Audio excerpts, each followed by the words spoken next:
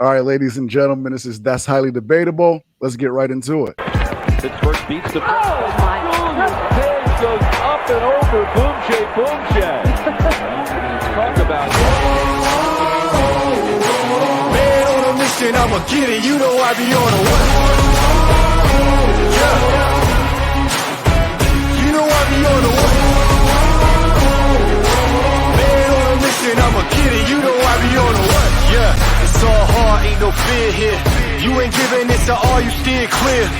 Never beat, I've been down and I reappear. You got some money on the line, you better put it here. Rolling in and doing that work. Check priorities, I'm doing that first.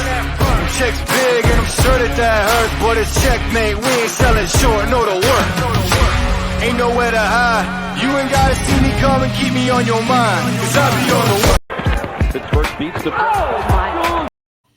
So, I got a true legend in the building right now. He's like a double legend to me because you couldn't pick up a basketball in the city of Buffalo without hearing about this guy's name right here. And then I happen to go to Pitt. Part of the reason why I come to Pitt is because, I had a role model, a guy who I heard about having success off the basketball court, who's been a mentor and a big brother to me. So it just made perfect sense to me. He's been doing great things off the court. He did great things on the court. Still to this day, we having this debate. I can go on and on. I'll take the whole 20 minutes introducing. No. Let's get into it. That's enough. Kurt, what's going on, bro? I'm doing well, brother. Good to see you, man. It was good to see you last night at Coach Highland's reception he had. That was really nice to see the guys, particularly you and your son, man. It was pretty cool. My man, appreciate it. So look, we're going to dive right into it. Right now, I've been doing this top 5, and I'm going to exclude you from this conversation. Okay. We're trying to compile a top 5 from Western New York. Western New York. Okay. I know you've been gone for a long time, but excluding yourself, not in no order, no nothing. Who got to be on this list? Can you run off about a few names? You ain't got to give me 5. If you ain't got a 5, who on this list? Okay. All Western New York. All Western New York. So it could be the Falls. It could be, I'm gonna throw. Where are you from? Nichols. What area? Yeah. A lot of guys are gonna probably be mad, but it pretty much consists of all guards. Okay. Has nothing to do with me being a guard, man. But when I think back, just tough guards, man, that got it done on both ends of the court, right? There was some scorers, but they couldn't play D. Some guys that D'd you up, that couldn't put the ball in the basket. But, I got to think about, man, it's tough. But, I'm going to start young. I'm going to think about guys like Trevor Ruffin, who, I got to give him his props, man. The kid was incredible athlete, learned to shoot it. One of the things that we talked about when he was a young buck was that, you got to be able to put the ball in the basket more than just getting to the basket. I mean, I thought he got to the basket as well as anybody, in a buff, including myself. So I got to give him his props. Obviously, he went on to do great things, played the lead. And just tell you a quick story, JP.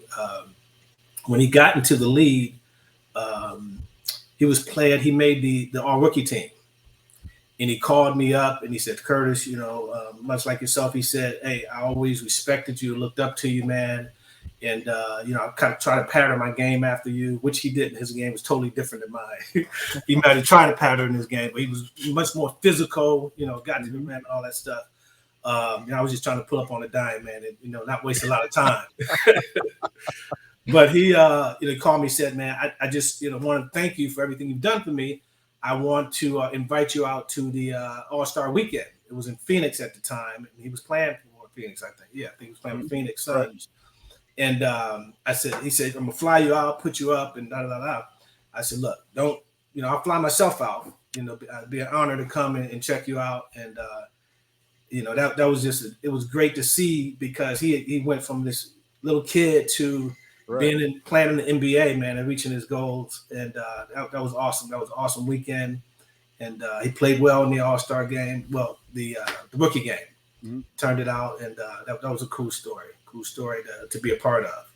But man, you put me on the spot with that. So I would go Trevor Ruffin. He's biased with that one too, by the way, because he's from the boys' club. He's from the boys' club. So see you. Yes, I am biased from that respect because I got the chance to see it up close and personal, though. Right. You know, some cats you just see their highlights. Some cats you watch them grind. You know, you watch them, struggle against the older guys and get through that. So it becomes personal. Right. So you're right. Not to mention with the Bennett High, right? Uh-huh. So that has a little bit to do with it too.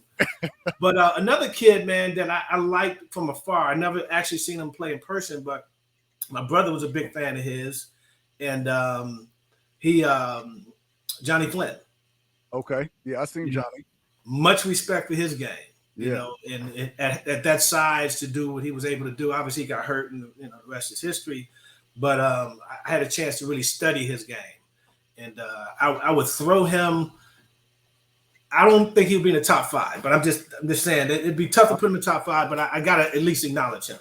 Okay, let me ask you this. Can I ask you this? So, and we excluded me and you from this. Yeah, for sure. I'm not on the list. I'm okay with not being. You on the list for sure. I don't think I make the list. I don't think I make the cut, especially with a guy like Bob Lanier, who's in, rest in peace to him. Yeah, I don't see how he can be left off the list. I was just going to mention about that. And then you have Christian Laettner, who is like the poster boy for college basketball. Yeah, he was going to be on the top. Yeah, so those two dudes right there, I don't see how we can have this conversation without them being submitted in there, and you're right up there with them. I appreciate that. Jason Rowe was a 3-time Player of the Year. Yeah. Nobody else state champ, but done that, state champion. Yeah. And Leonard Stokes was the first Mr. Basketball. So it's really hard. Leonard Stokes, did he go to Burgard? No, he went to Turner. He played with me. Leonard Stokes, okay. Turner. Went to Cincinnati. They were number 1 in the country. Leonard put work in. He almost averaged a triple-double also. Yeah.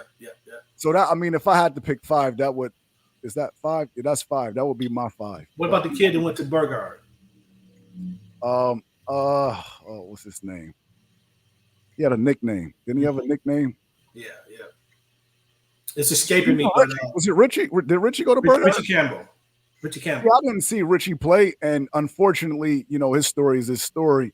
Yeah, we didn't get to see him after. We didn't get to see his entire career due to unfortunate circumstances. Right. But how you weigh it, even Cliff Robinson. You know what I'm saying? Yeah, I'd rather throw names out there as opposed to just finding the top 5, right? Because you're worldwide now, man. People gonna see this all over the world. Then I'm gonna get in trouble. That's all good. It's your opinion. It's hard to really, it's hard to narrow it down. It's probably a list of 10. Cliff Robinson. What was that? Robinson, I think Cliff. I think he was he was a better college player than high school player, right? Mm-hmm. So I don't know, but if you talk about all time that came out of Buffalo and reaching their peak, you definitely have to throw them in. But we're not talking high school players. We're just talking about players that come out of Buffalo. Yeah. Cliff Robinson was definitely left-hander. One of the big guys. I think one of the better big guys in terms of being able to shoot the ball that came out of the Buff, right? At that size. I mean, a lot of guys developed jump shots because they was afraid to go inside. He wasn't that dude, right? Mm-hmm. But he developed this complete game. I mean, he could step outside and knock down the 3, mid-range game, obviously post you up, going over the left shoulder, right shoulder. So, yeah, if I think about, big-time players from Buffalo, I'm not going to say top 5. I said big-time. You definitely got to mention Cliff Robinson. Okay. So you're the first McDonald's All-American to come out of the town. What made you choose Pitt? Well, I didn't choose Pitt originally. I don't even know if you know this, but I had actually had a press conference and announced that I was going to the University of Kansas. Really? And the reason why I was going to Kansas, little bruh, is that JoJo White was, my era in terms of guys that we looked up to that played in the NBA. He played for the Boston Celtics. Mm-hmm. Dope handle. He's the guy that invented pulling up on the dime, mid-range jumper, distributed, complete guard, played both ends of the court. And he was an NBA All-Star for a number of years, JP, and loved his game. But he got out of, when he retired, he started coaching. He was the assistant coach where he played at the University of Kansas. I believe they won a national championship when he was at Kansas. And obviously with the Celtics, he won several NBA championships. but he played with Nate Archibald with the Celtics. But he was coaching as an assistant coach at Kansas, and he recruited me. Mm-hmm. Now that would be like you being recruited, and I'm not gonna say MJ walking into your room to your house to talk to you and your moms about recruiting you, but close, right? So he came into to Buffalo, man, and he walked into my house, and I was like, I couldn't believe it. I mean, sharp dresser. One of the reasons why I like to dress is because of JoJo White. Okay. Serious. Okay. Every time you saw him, he was in a suit. I mean, all the other coaches would have on sweatsuits. He would have on a suit. Mm-hmm. I'll tell you in a minute about why I really like to dress. But anyways, he was one of the guys, man, I always respected on the court and off the court. Sharp guy, very articulate. And but anyway, he recruited me. Mm-hmm. And when he came to recruit me, I was just amazed because I didn't know he was coming. And the guy Joe Brown, I don't know if you know Joe Brown, who was my mentor at the time, he had to set it all up, so but he knew I would be blown away when this guy walked in. But long story short, because of him, I was going to go to Kansas because I felt like if there's anybody that can teach me to be a pro, JP, it would be JoJo White, who did it on all levels, right? So I locked in on Kansas, committed to Kansas. Be honest with you, I only met the head coach one time, but it wasn't about the head coach. It was about, many times it's about those assistants who you spend the most time with, who help you develop your game, who points out your weaknesses, who really pays attention to your development. Mm-hmm. So JoJo White was going to be my guy. I have a press conference, announced I'm going to Kansas. And a month before National Letter of Intent Day, this was just to announce, they fired the head coach. So JoJo White calls me up. He says, Curtis, man, he says, I'm sorry, but Larry Brown is going to get the job. Larry and I don't see eye to eye, so I'm probably not going to stay. He said, I will open myself back up for recruiting. And I'm a family guy, man. And at that time, the only regret I had about committing to Kansas was that it was so far from Buffalo. And my grandmother who raised me, would get a chance to see me live. So then when that fell through, he said, hey, if I was you, I would open myself back up for recruiting. Mm-hmm. And I started looking closer to home. Syracuse, Georgetown, Pitt, those schools. And they start coming at me hard because they realized, they heard I wanted to stay close to home. And I chose Pitt because I wanted to be a part of something new. So I wanted to be a part of building something from the ground up, right?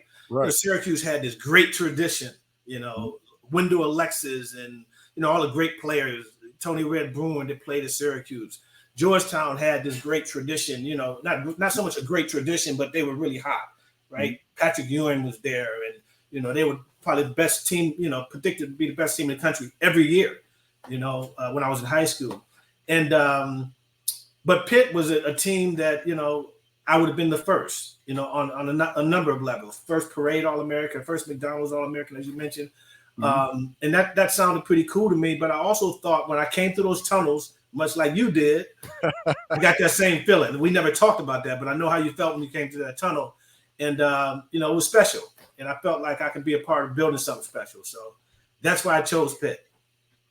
So I want to, before I lose you, because I don't want you to lose your train of thought about why you dress that way. You are by far the flyest dresser in Pittsburgh, definitely on a professional level. So what inspired you, since you brought that up, what inspired you to dress that way? Well, my grandmother, right? So, when I dress like this, it's to honor her, right? So she always talked about being a professional basketball player. She always talked about being a professional, right? Okay. And as a kid, I never got it, right? She always, oh yeah, you're going to be a professional. You're going to be a professional. I know, Mom, I'm going to be a professional basketball player. It's important to just be a professional. She always talked to me about that, right? Mm-hmm. And a part of being professional is looking professional. And, I came on your show dressed like this because this respects your podcast. This is showing you that I respect what you do, right? And not that there's any disrespect if I came in a hoodie, right? Right. But I want to honor you. That's the way my grandmother say you show and honor people and respect them as well as you respect yourself, the way you present yourself. So, this is always about, honoring my grandmother. And if I'm gonna do it, I might as well try to do it pretty good. I wouldn't expect nothing different. This is Curtis right here. You know. Well, what I don't like, man, is people they got away from ties, man. So I did, I did fall into that. So I'm okay with not wearing ties, but I still throw them on. Okay, so I'm gonna go out of order because the last question I wanted to ask you was, what advice? You and I chose a different route. That a lot of people don't choose. Yep. You know what I'm saying? So what advice would you give to the young fella maybe growing up, whether it's the Pittsburgh inner city, Buffalo inner city, whatever? What advice would you give him to land in the kind of position that you're in? Well, probably the advice that I got from that I've gotten over the years from my mentor as a young kid, but certainly from my grandmother is whatever path you choose, right? You want to go all in, right? Mm-hmm. But you can do it in parallel, right? So whatever path you choose, education has to be a part of that. So my advice would be if it's basketball, football, music, whatever it is, and a number of things you can accomplish without education, whether it's a doctor, a lawyer, those sort of things. Just make sure education is in parallel with your goals and dreams and how you roll your dreams out. You heard that. You heard that. It's cool to have those dreams, but you got to put that same energy into the education. Is important. You got to put that same energy into that one as well. You can't neglect that side of it. So, Kurt, I'm not going to hold you. Last one, okay? Because you was here to see both. Yep. We'll put you on the spot with this one. You're going to have to rub some people the wrong way, my man. I'm all right with that. The Sean Miller team versus the Brandon Knight teams. All right, but before I do that, man, your dad, and you don't know this. I know you hear about people all the time talk about your dad, man. So your dad was one of the reasons why I developed the jump shot. Really? He was so, not because he taught me, but he was so physical that he would not allow guards to get into the lane. Absolutely. They feared your dad, man. He could play, but he was all about setting screens. He was all about doing all the dirty work, the Dennis Rodman type stuff. Yeah. He was athletic, great guy, man. So, Kurt, I didn't even play basketball. I was a football player. I played this guy, and he was telling me, like, the first time ever, I'm like 10 years old. He's like, don't come in the paint. Don't come in the paint. You know me, I'm like, come on. Like, I'm not listening to this. So I go in, and the man hit me with an elbow and put a scar on my side. I was like 10 years old. I'm like, yo, is it that serious? And that's you're his son. Right. You know he's doing the other cats. That's right. Exactly. So yeah, that's where I get it from, I guess. So because of the position I'm in, calling games, right? I kind of get the errors. Sometimes they all kind of mesh together. So let's go over Sean Miller's team first. Is that Jason Matthews, Sean Miller, Bobby Knight, Brian Shorter, and Darrell Porter. So Brandon Knight's team. Let's go. Me, you, Brandon, Jerron, Chevy, Ontario Lett, Donatas Vasquez, Carl. No, let's just start. Let's just go to 5. Let's go to 5. Okay, start 5. Okay, so you, Chevy, Brandon. Actually, Chevy didn't start. Chevy came off the bench. Lett started. No, Troy Morris started. So that just our rotation was a little different, but it would be Chevy. So go Chevy or Ontario. You got to go Chevy or Ontario. Donatas, Jerron, myself, and Brandon. All right. So if we go position by position, I would have to say that Brandon was better than Sean. Okay. I would say that you were better than Jason.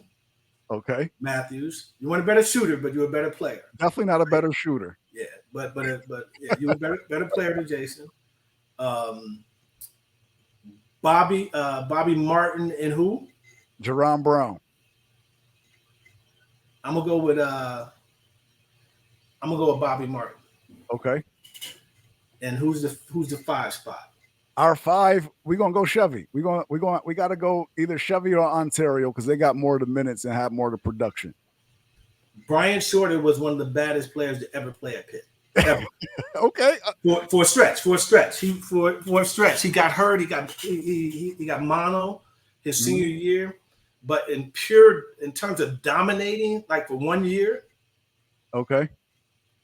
I've never seen a player dominate like Brian Shorter. at Pitt. That's Charles Smith. That's Jerome Lane. That's your era, my era. Mhm. In terms of what I've witnessed, I mean, he had one stretch, man, that he put it all together. You know, have you ever seen this game? I haven't. Brian Shorter? I haven't. Yeah. Haven't heard much I about heard him. about it. I heard about it, but I haven't seen it with my. I haven't seen it. Have you heard about it on that level? Yeah. Well, yeah. I heard Okay. it can ball for sure. Okay. Yeah, Okay. yeah. I know you're a student of the game, so Mhm. you know, and the historian of the game. Okay. Mhm.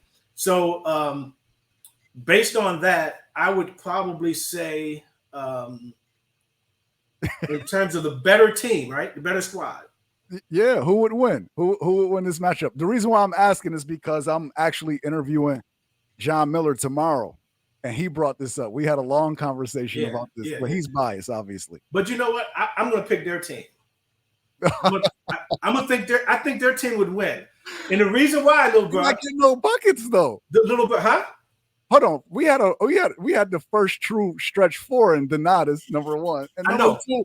Jason might as well just subscribe to having 0 points that But game. who else is stretching it out like that other than Donatus? Chevy was a bucket. Chevy shot. You can get your 78%. shot off against anybody because you can rise up over him. You left-handed, so you're gonna get buckets. I ain't questioning that. Who gonna Chevy- score for them? Is it okay? Chevy Listen, what? no. Chevy is one of the best two-way players at that position to play at Pitt. Mhm. But when you put him up against Brian Shorter, It it's ain't a happening. problem. It's Okay. a problem. I'm telling you. The They kid, could've- he can go over either shoulder, right? He's finishing over the top of you. Not like you, but he's gonna finish over the top of you. Uh-huh. Right? And I got to talk to you about your athleticism or something I said on air too that we got to talk about. But I'm gonna have to get an edge to them because Jason's range is unlimited, right? He's not gonna get I'm physical. guarding Jason. It's over for that. You're It's over. guarding him? Yeah, I'm guarding Jason. Okay, all right. Well, You they're know, gonna struggle. I mean, my resume. you're gonna get up in the when you're one of the best defensive players that played at Pitt. I'm trying to think of another. I'm trying to think of a better defensive guard than you, and I'm struggling. There isn't one. I hate to sound that way, but there isn't one. I'm struggling. I'm trying to see. My resume, Kurt, is crazy. I held a know. lot of boys to a donut. Dude, I know your resume. You only average like 1 turnover a game. You know, you average like 12 points a year. I mean, you know, consistently throughout your career. You bang it. You averaging 2 bangs a game. I know your resume. I seen you. You It's their front row. I know. you were a human highlight. No question about it. Human highlight. At your size, nobody's done it like that. Other than, right, he can't touch you as a player. Not even close as a player. Both ends you're better than him. But in terms of pure athleticism, and you can appreciate this. Mhm. The kid McGowan's. Oh yeah, Trey. Now, when you talk athleticism, I like his, yeah, nobody I don't like his game in terms I mean, he did remind me of myself though. Okay, all right. Yeah, And I said that on air. I said Yes, it yes. would be close in terms of. I mean, I've seen this dude take off from the foul line. Yeah. Yeah, okay. And you're the only person I've seen at that size do that. Yeah, Okay, all right. But in absolutely. terms of player, you're a much better player. Easily. Yeah, obviously, you know. But I'm glad you agree. I'm glad you agree with that. I would have to pick their team though. I would have to pick Okay. their team. That's fair. So Because you know, you're right. You probably would take Jason out of the game because you'll pick him up 94 feet and he'll struggle, right? Jason wasn't physical, so he couldn't fight through that. Mhm. But the X factor, and you saying that's probably one of your strongest suits, you know, and Brandon's solid. Brandon you're gonna knock it down if you step off of him, all that. Mhm. But the X factor is Brian Shorter. Okay. He's gonna put whoever guards him in a spin cycle. So he's what gonna about chew him up. guarding Chevy though? Like I know. that's what I'm saying. What about you make it seem like Chevy a walk in the park? Chevy not a walk in the park out here. You mean on a defensive end? On an offensive end, who gonna guard Chevy? Because Chevy is not a walk in the park. Chevy he shot 78% his senior year. Like Kurt. Hey, yeah, that's strong. That's strong. I mean, you shot 48%. You know, That's different. Yeah, and you're a guard though. That's big to do that as a guard. So True. I got to give you props on that. You True. know, 48% as a big, that's routine. But the guards ain't shooting like that. That's true. That's Not true. going up against those different defenses. People pick you up 94 feet, fighting through screens. Right. That's big. So I'll give you props on that. But That's my answer. You asked. That's my answer. Okay, I would love to see that. It's all I love. would love It's to all see love. I feel like you biased because Jay, you're bro. You know, so once again, he had that. the boys and I girls just said club Jay would power. struggle against you. Okay, I'm struggle. just taking No. Jay out the mix. Jay, listen, I hope you watching. I hope you watch this, Jay. Donut. That's the game you're gonna be found on the back of a milk carton, my guy. Oh, he's not gonna score? 0. Now Jay might have something to say about that. Ain't no shooters that just gonna shoot all day, getting no buckets on me. It's not happening. It's just not going down. You're gonna have to do more than just shoot that thing against me. Your game speaks for itself. I gotta give you your props. You're gonna get up in them. So I'm not gonna fight. I'm not gonna argue that. But I just think Bryant might be the X factor. It'll be close. It'll be close. I got you. So you thought you think y'all would run away with that? I mean, you would know better than I do. Obviously, I played on a team, so this is why I'm trying to get an unbiased perspective. Right. I respect those guys. You know what I'm saying? So it's not, it's not that I disrespect them, but obviously I'm gonna pick, my squad. Right. And then our resume look crazy also. So, if we start throwing the resume out here, these dudes don't stand a chance. But you saw it with your own eyes. Yeah, I did see it with my own eyes, but that's almost like playing against West Virginia. Resumes don't matter. Right. I mean, when that's true. That kind of matchup, that's true. It doesn't matter, how what your resume says. It'll be different when you lace them up and go at somebody that's your equal or somebody that that's gonna come back at you. Without a doubt. We're gonna have to throw the DeJuan Blair team in here also. But we're gonna do that another time. Yeah. Man, this has been a pleasure, man. I'm happy for you. Oh. Everybody's talking about your podcast. I see why, man. You're a sharp guy. I'm so happy for you, little bro. I appreciate you, bro, man. Much love. I'm gonna let you get to your day. All right. Thank you. And again, this is Curtis Aiken, a legend. Any Jews that he dropped, man, you got to listen. Listen to him. He know what he's talking about. Appreciate you, Kurt, my man. Yeah, thank you.